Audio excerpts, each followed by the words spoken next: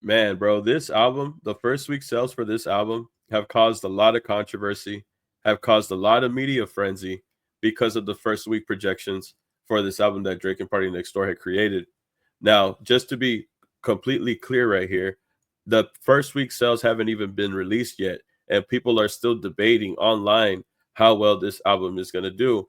And I want to say that first week sales don't matter. I've never said that they matter. I've never cared for first week sales. That doesn't justify a song, that doesn't justify an album.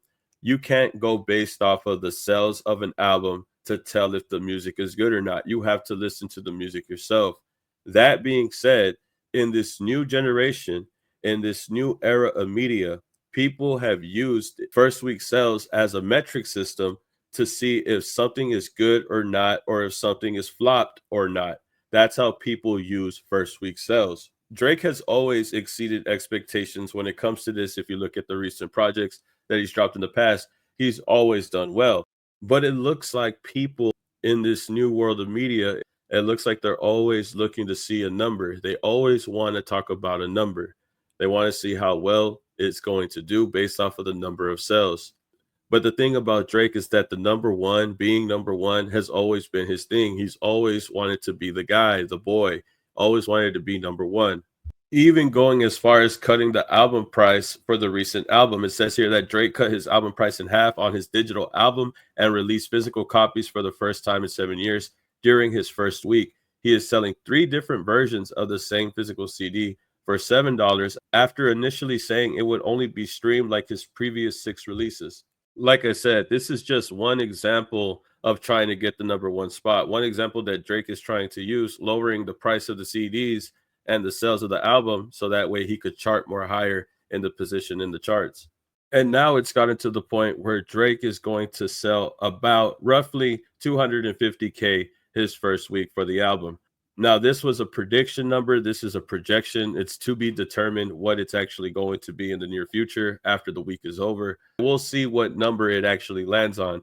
But 250K the first week, we all know that the competitor would be Kendrick Lamar because of them going at it in the top 10 spots. It looks like Drake and Kendrick Lamar are still in competition for the number one title. Now, mind you, this album has just released. It's still going to take its time. It still needs a lot of time for it to progress. It's literally only been a few days. Like I said, the internet is in a frenzy. The media is in a frenzy talking about Drake's first week sales and if this is something that would be considered a flop or not.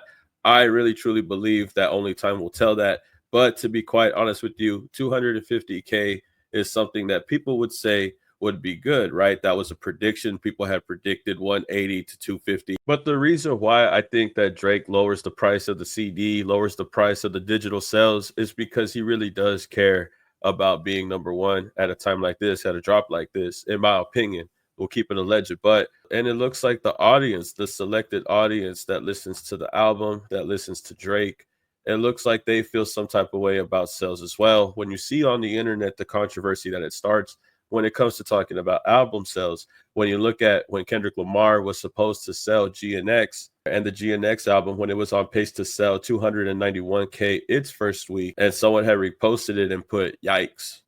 Moving forward, Drake is selling 250K. Now they're making excuses. By the way, Kendrick Lamar, 247K GX numbers this week for its 12th week, by the way, 247K versus 250K. This started a lot of controversy between Kendrick Lamar's GNX, who's on his 12th week, versus Drake's first week album sales. Going on to say that the numbers this week was 100K vinyls that were pre-bought since the album dropped, but only counted this week because they were shipped, and the rest Super Bowl inflation. But nobody cares. It's all about the finesse. Drake needs to start finessing. But I don't understand, because isn't that what Drake's doing when he's lowering the price of the album, when he's lowering the price of the physical copies? So that way people can make a purchase to this album at a cheaper price so it could boost up the sales. It's the same thing. Whether you talk about vinyls or lowering the price of the CD or the digital sell, it's all the same thing. It doesn't matter. But the controversy comes from Kendrick Lamar going against Drake in his 12th week.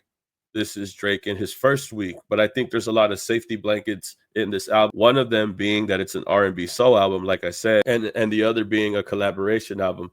But a lot of people really question the issues with this album. A lot of people feel like Drake didn't really give it his all. A lot of people feel like Drake played it safe on this album. Even avid listeners to Drake were saying that he wasn't really being innovative. A lot of these songs felt like they were reliable, playing it safe to his sound. They were saying that he was playing it safe. He wasn't trying to do anything too extra, was just really staying in a safe space where he could make music that usually is similar to what everybody's already used to listening to, which caused a lot of conflict. I think a lot of people were kind of upset at the fact that these songs were just something that you already heard before. It wasn't really nothing new, nothing innovative that could have brought something new to the table. Whether the people enjoyed the music or not, they were basically saying that the music was just the same as it's always been, not taking a lot of risk. That's what makes people feel like some of the songs are going to stay, some of the songs are going to last too long because of them being repetitive, because of them being something that they're used to, because they're not standing out like other tracks that Drake has made. They feel like that's why some of the songs aren't going to do well in the long run, long term. One of the biggest issues that people criticize about the album was Party Next Door. Him being the other collaborator on this album, but didn't really receive enough space or truly showcase his talent on the album. Instead, Drake's dominance in this album is what people were paying attention more than Party Next Door. So you kind of feel Party Next Door's absence. You really just don't feel him there. You could say that some people feel fatigued listening to the same sound that Drake has made for many years. And maybe this is just the audience getting older, and it could be that they want to hear something new.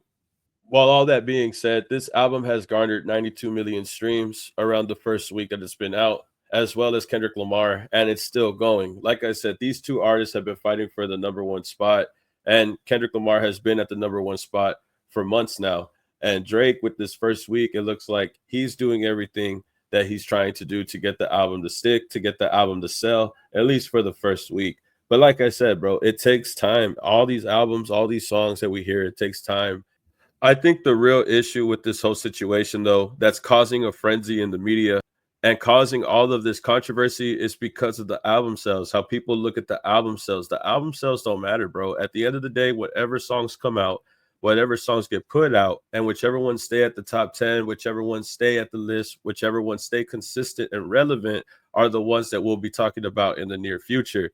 The first week of an album release don't matter. Everybody knows that when it comes out, it's at its most popular, it's at its most highest. It's what it's going to do 4 months from now. What is it going to do 90 days from now? What is it going to do a year from now? Will we hear these songs moving forward in the future? It's not about the sales. It's not about the money. It's not about how much you made off of this album. Maybe in the long run for the artists and they're trying to get a bag, yeah.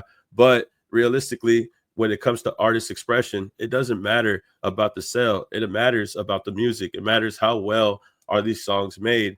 And I feel like a lot of people that listen to Drake were disappointed because he wasn't able to produce a track or a song that was innovative at this time. It was more so he was playing it safe. And I think that made a lot of people feel upset about the situation.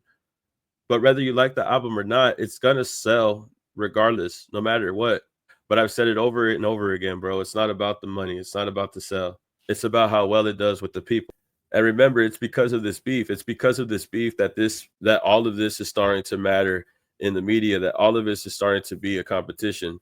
Mind you, it's always been a competition. It's more obvious to the people who never were paying attention in the first place. You're starting to see what an artist does to secure the number one spot. But you'll also see at the same time what music is actually going to stay with the people in relevancy and longevity. Like I said, it's all projection. It's all prediction. It's all just whatever people are projecting to make. It's not what's really going to be put on black and white until we actually get the real results in. And in this debate, because of this beef and because of everything, people are going to bring up the numbers. They're going to bring up the first week sales, but also bring up the streaming numbers, the decreases, the increases, going down 44%, coming out of the top 10, staying in the top 10. Who's at number one? Who's at number three? Who's at number four? All of that don't really matter in the first week, however. It's all going to matter somewhere down the line. But people are always going to count numbers, man. It's a different type of world. It's a new generation, a new world of media. People are going to count numbers, increases, decreases. But what's really going to matter is the longevity of these tracks. But we'll see how this goes. We'll see how this album does. Like I said, it's considered an R&B and soul album. and it set a new record for most streamed R&B and soul album on Apple Music. So it is reaching its own achievements while it's competing with Kendrick Lamar's GNX in its 12th week, both projected to sell about the same. But like I said, these are projections. We'll see how much the album will sell within this time and see where we go from here. And remember, it's like I said, guys, none of the numbers matter. And I'll say it again, none of the numbers matter. What matters is the music and how relevant the songs that you make will stand the test of time. Y'all tell me how you feel and get back to me, man. Like, comment, subscribe, and I'll see you on the next video, man. Peace. Keep it a legend.